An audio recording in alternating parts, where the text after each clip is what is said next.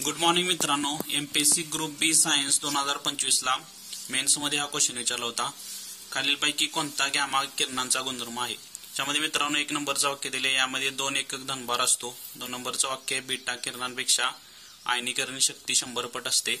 3 नंबरचं वाक्य त्यांच्यावर विद्युत आणि चुंबकीय क्षेत्राचा प्रभाव पडत नाही. 4 नंबरचं वाक्य गॅमा किरणांमध्ये ऋणभार असतो.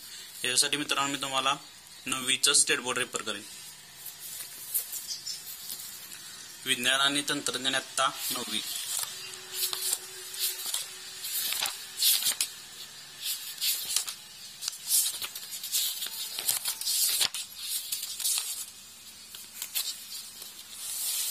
चॅप्टर नंबर 14 पदार्थ आपल्या वापरातील.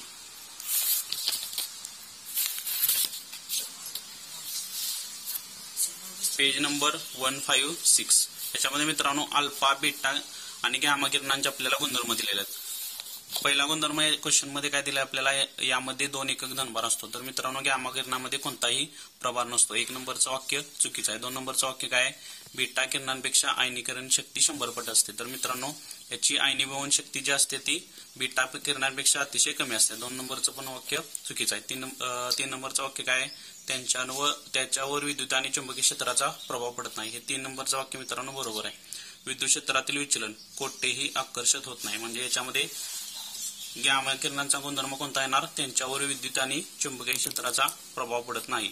4 नंबरचं वाक्य काय, गॅमा किरणांमध्ये ऋणभार असतो. मित्रांनो गॅमा किरणावरती कोणताही प्रभार नसतो. याचा आन्सर काय येणार, 3 नंबर ऑप्शन, यांच्यावर विद्युत आणि चुंबकीय क्षेत्राचा प्रभाव पडत नाही.